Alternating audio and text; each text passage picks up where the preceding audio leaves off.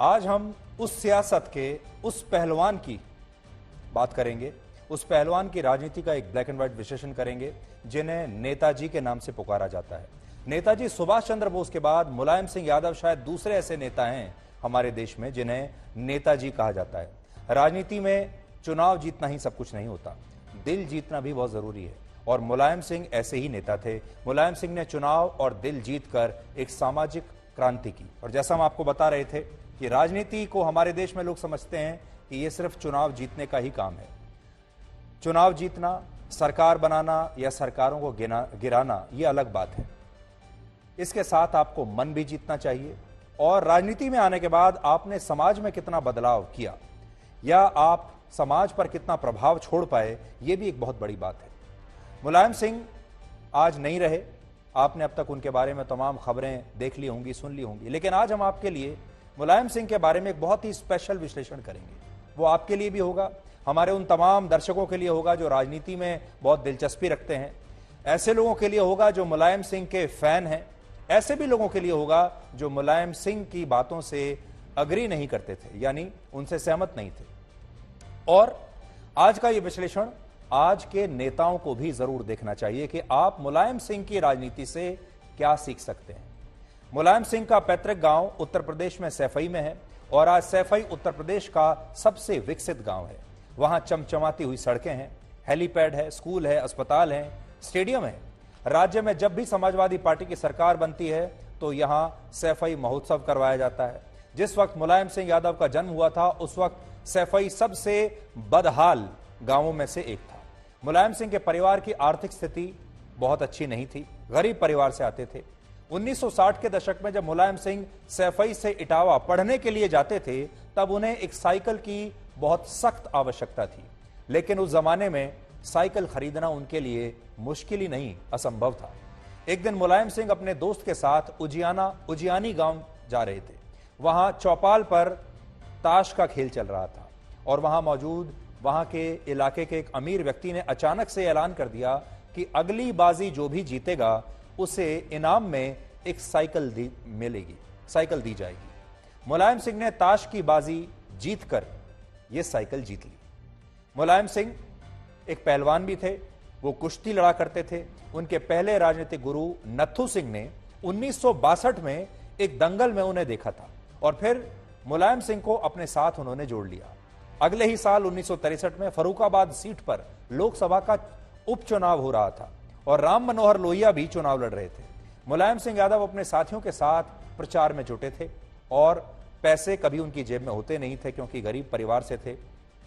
ऐसे माहौल में अचानक से विधूना विधानसभा में राम मनोहर लोहिया मुलायम सिंह से टकरा गए और राम मनोहर लोहिया ने मुलायम सिंह से पूछा कि प्रचार के दौरान क्या खाते पीते हो, यानी खाने पीने का खर्चा कहां से आ रहा है, खाना ठीक से मिल भी रहा है कि नहीं, और रहते कहां हो, रहने का इंतजाम कहां पर है।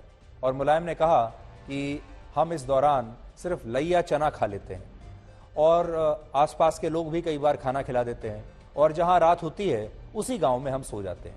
लोहिया ने जब यह सुना तो मुलायम के कुर्ते की जेब में उन्होंने 100 रुपए का नोट रख दिया। 1967 में नत्थू सिंह के कहने पर मुलायम सिंह को जसवंत नगर से संयुक्त सोशलिस्ट पार्टी का टिकट मिला पहली बार और विरोधी उम्मीदवार ने उन्हें बिल्कुल गंभीरता से नहीं लिया। विरोधी उम्मीदवार ने उन्हें कल का छोकरा कहकर खारिज कर दिया और कहा यह तो कुछ कर ही नहीं पाएगा। लेकिन मुलायम सिंह चुनाव जीत गए, विरोधी को चित्त कर दिया और उस समय मुलायम सिंह की उम्र सिर्फ 28 साल थी, यानी 28 वर्ष की उम्र में ही मुलायम सिंह विधायक बन गए थे। और आज इसीलिए हम अपने विशेषण का नाम रख रहे हैं 28 से 82, और वो इसलिए क्योंकि पहली बार जब विधायक बने तब 28 साल के थे और आज जब उन्होंने आखिर में राजनीति से संन्यास लिया, जीवन से संन्यास लिया, तो आज उनकी उम्र है 82 और अगर आप 28 को उल्टा कर लेंगे तो वो 82 बन जाता है। मुलायम सिंह 50 वर्षों से अधिक समय तक राजनीति में सक्रिय रहे। अब हम आपको मुलायम सिंह यादव की 5 खासियत बताएंगे। राजनीति शास्त्र के विद्यार्थियों को इन खासियतों को तो समझना ही चाहिए, बाकी के जो लोग हैं उन्हें भी समझना चाहिए, आजकल के जो नेता हैं उन्हें ध्यान से देखना चाहिए और अगर आपको राजनीति में जरा भी दिलचस्पी है तो आपको भी देखना चाहिए। पहली बात, मुलायम सिंह एक बहुत ही ऑर्गेनिक नेता थे, जमीन से जुड़े हुए नेता थे। MSY यानी मुलायम सिंह यादव ने MY यानी मुस्लिम यादव फॉर्मूला पर जबरदस्त काम किया। यह फॉर्मूला चुनावों में सुपरहिट रहा और आज भी बड़े बड़े नेता और पार्टी उन्हीं के इस फॉर्मूले पर चल रहे हैं। मुलायम सिंह में जबरदस्त राजनीतिक सूझबूझ थी, जो कि एक नेता को के अंदर जरूर होनी चाहिए, और वो गठबंधन की राजनीति के चैंपियन थे। मुलायम सिंह उन नेताओं में माने जाते हैं जो उम्र भर जमीन से जुड़े रहे और उनका गांव कनेक्ट हमेशा बना रहा। मुलायम सिंह की एक खूबी यह भी थी कि वो अनप्रेडिक्टेबल थे, यानी उनके साथी और उनके विरोधी कभी भी उनकी अगली चाल को भांप नहीं पाते थे, वो सबको हैरान कर देते थे। अब हम मुलायम सिंह यादव की इस पॉलिटिकल यूएसपी का एक एक करके आपके लिए विश्लेषण करते हैं। ऑर्गेनिक नेता, यानी आज की पीढ़ी को यह जानना चाहिए कि मुलायम सिंह बिना ट्विटर, फेसबुक या इंस्टाग्राम के लगभग 55 वर्षों तक राजनीति के चैंपियन कैसे रहे। आजकल के जमाने के जो नेता हैं वो तो सिर्फ सोशल मीडिया पर ही रहते हैं, लेकिन मुलायम सिंह सोशल मीडिया पर नहीं थे। बिना सोशल मीडिया के उनकी नेटवर्किंग जबरदस्त थी। लोगों के लिए काम करते हुए उन्होंने अपना शानदार नेटवर्क तैयार किया।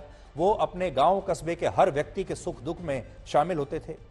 किसी के भी परिवार में कोई शादी ब्याह है, कोई मातम है और किसी तरह का उत्सव है, मुलायम सिंह हमेशा अपने छोटे से छोटे कार्यकर्ता के घर जाते थे, परिवार में जाते थे और उनके हर सुख दुख में शरीक होते थे। तो ये आजकल के नेताओं को समझना होगा।